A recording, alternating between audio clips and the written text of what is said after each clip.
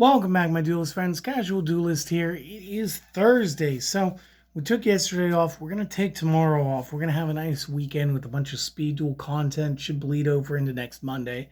So like 3 decks in a row. I'm substituting this week the Time Wizard Progression for another sort of like a fun, pretty casual, like what if scenario deck. And basically what I want to do is I want to do something with the Max Metalmorph, but also the Flame Swordsman. Like, what would happen if Joey got a hold of, like, more of Bandit Keith's cards? Because, like, let's be honest, this Max Metalmorph stuff, that's essentially what it is. It's what happens when Bandit Keith goes crazy, right? So, I do have, and again, it should be a 40-card deck this time. No, the Super Polys are already in it, so I'm not going to goof up the way I did earlier this week. I'm going to find a new and an interesting way to goof up. So, without any further ado, let's get you a deck list. We're going to start with all the Metalmorph support cards. So the first thing that you're going to need is 3 copies of the Metal Illusionist. Little 1-star. I think he was Copycat in a previous life. Increases this card's level by 4 during the opponent's turn only. You can only use each of the following effects once per turn. If normal or special summon, set a Metalmorph trap from the deck, which is any of the Max Metalmorphs, or the regular one, or the rare Metalmorph. Your pick. Additionally, if you set Max Metalmorph, then if Max Metalmorph would be in the graveyard, you can additionally draw 1 card. Then you can declare 1 other monster type. This card becomes that type until the end of the opponent's next turn. Now, the reason for that is, quite simply, every one of the new metal versions of the monsters, can we keep the focus, please? All the new versions require a level 5 or higher of the correct creature typing in order to be played off Max Metalmorph, or even like the new Flame-Coated Metalmorph, which is essentially Max Metalmorph Plus. That said, the newest set, the Supreme Darkness, gave us the Metal Flame Swordsman. And again, I love this dude. Just a great looking machine. Cannot be normal summoned or set. Must be first special summoned with I said that right. First be special summoned with the effect of Max Metalmorph that was activated by tributing a level 5 or higher warrior card. You may reveal this card in your hand. Add 1 card that mentions Max Metalmorph from the deck to the hand, except same name. And if you do, shuffle this card back into the deck. You can only use this effect once per turn. Then, each time your opponent activates a card or effect, this card gains 300 attack and deals 500 damage to the opponent when that card or effect resolves. Couple of things to break down. This is going to constantly burn the opponent. This is on point with being a fire attribute. It's going to gain that power inevitably because there was no till end of turn. And if this guy gets in your hand and starts clogging, you can send him back to go get the trap cards you need. So, like, just all-around good guy. And again, he's the newest bit of support outside of their trap. We're also going to be running play sets of the Metal Zoa X. Again, same thing. Cannot be normal summoned or set. Must be special summoned with Max Metalmorph, activated by tributing a level 5 or higher Fiend this time. You can reveal this from the hand. Set 1 Metalmorph trap from the deck. If you do, shuffle this back into your deck. You can only use this effect once per turn. Now, as a monster, twice per turn when the opponent activates a monster effect or a spell card or effect, you can, as a quick effect, target a face-up monster the opponent controls, destroy the card. Again, this is a pretty impressive effect, and if you start tagging these together, they create like a great chain of abilities. Another one of the original ones, 3 copies, Red Eyes Black Full Metal. Again, a bit stronger, 3400 by 24. Same effect, 5-star higher dragon this time. You can reveal it to set a Metalmorph trap from the deck, and if you do, shuffle this back into your deck. When the opponent activates a card or effect as a quick effect, you can just straight up negate it. Then you can inflict damage to your opponent equal to the original attack of 1 attack position monster that they control. So again, if they don't control any face-up attack position monsters, I guess they don't take any burn. But on the off chance, that's a great way to burn while negating things. Additionally, you can only use each of these effects once per turn. So again, tries to make it fair, doesn't make it too crazy, but paired off with the Metal Flame Swordsman that can combo for quite a bit of damage. We were given Zoa, the Fiendish Beast, and this is a great card for multiple formats. The reason we're going to use it here, if the opponent controls a monster, you could choose to normal summon this without a tribute, which is good because it's a 7-star and you're going to play it like it's a 4-star. You can also use each of the following effects once per turn. If it's in your hand, you may special summon it in defense mode.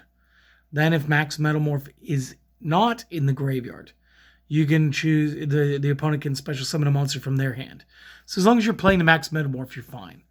And then during the main phase, you can set a Metalmorph trap from your deck. So again, he can go ahead and ensure that he's going to get the Max Metalmorph to go into the Zoa X. For a little bit of flavor, we've added a pair of Fighting Flame Swordsmen to the deck. Because again, I like the whole Joey concept. If this is normal or special summoned, add one spell or trap that mentions the Flame Swordsman from the deck to your hand. This is important. If this is in the graveyard, or sent to the graveyard, sorry, you can send one Flame Swordsman or one monster that mentions it from the deck or extra deck to the graveyard, except the same name. You can only use each effect once per turn. Again, I'm more about the primary effect. Just is what it is. We're also going to have one copy of the Mirage Knight. So for those of you who don't remember, must be special summoned by the Dark Flare Knight. Cannot be special summoned by any other method. During damage calculation, this card gains attack equal to the original attack of the opponent's monster it's battling. It is essentially a built-in honest. During the end phase of a turn this card attacked or was attacked, banish this card. Again, he's sort of like a little all-or-nothing strategy. It's really cool. And then we're going to tech in 2 copies of Ash Blossom. Again, just kind of keep the opponent from touching their deck a little bit. It's all good. Moving into spells. We're going to run 3 copies of the Incoming Machine. And again, I love this. Add a monster that mentions Max Metalmorph or Metalmorph Trap from the deck to the or the graveyard to the hand. So again, we can recur things. If you control a Metalmorph Trap card, you can banish this in the graveyard.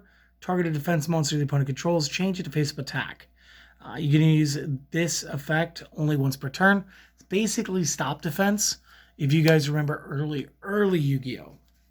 Now, one of the reasons why we play the Fighting Flame Swordsman is for the Flame Swords realm. The way this works, the opponent cannot activate card or effect when you normal summon a Fire Warrior monster. Once per turn, you can send one monster from your hand to face up on the field to special summon a Flame Swordsman from your extra deck. And it is treated as a fusion summon. So that will be returnable to the field if you're using things like Monster Reborn. Once per turn, when a monster declares an attack, you can target one warrior that you control until the end of the turn.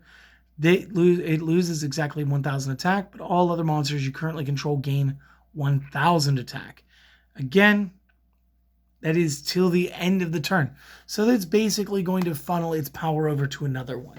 So if you wanted to, you could lean a little more into the Flame Swordsman methods, and that'd be fine. Last spell that I have, because there is another Flame Swordsman spell, but they were like $14 a copy or so. Didn't have the money for them. Instead, I'm going to use 2 copies of Super Polymerization, and that's going to be relevant when we get to the extra deck. Moving to the traps, which we play considerably, like a large amount of them this time.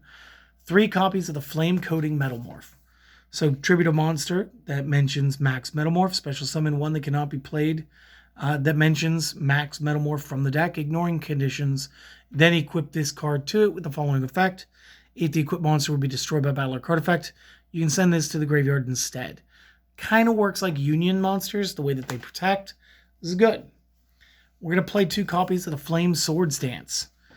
So if a monster is special summon a level 7 or lower fusion from the extra deck, that is Flame Swordsman or mentions it.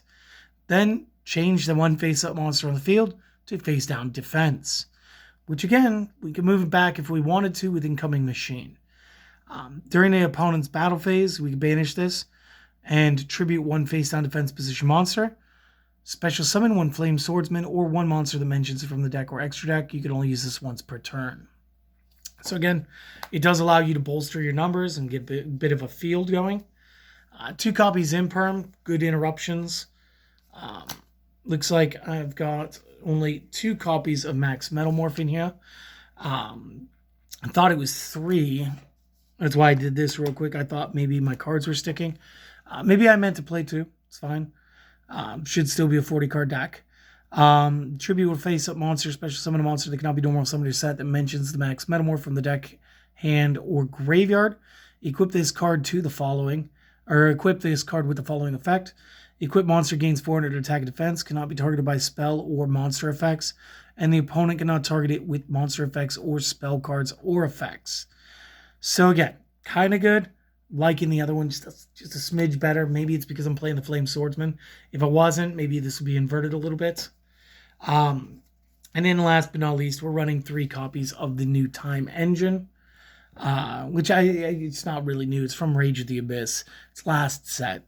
It's also considered to be a Metalmorph card. So for anything that wants to set a Metalmorph, I believe that this is one of those targets. If a monsters you control is destroyed by battle or an opponent's card effect, target one of them, special summon it. If you have special summoned a level 5 or higher machine with this effect and have a Metalmorph trap on your side of the field or in the graveyard, except for this card, you may apply the following effect: destroy as many monsters your opponent controls as possible. Then you can inflict damage to your opponent equal to the special summon monster's original attack value. So again, I mean, it's kind of cool. Real quick, go ahead, take a moment, pause, make some notes or screen capture, and we'll be back with the extra deck momentarily. All right, we're back with the extra deck, and a quick count of the deck did reveal it was in fact 40 cards. I must have meant to invert my Metalmorphs that way, so fair is fair. Now, this deck does play a lot of fusions, so let's get started. Single copy of the Dark Flare Knight, because we can play it through the effects of other cards.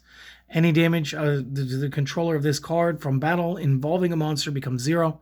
So the controller does not take damage from the battle involving this card. And when this card is destroyed and sent to the graveyard as a result of battle, you special summon the Mirage Knight from the hand or deck.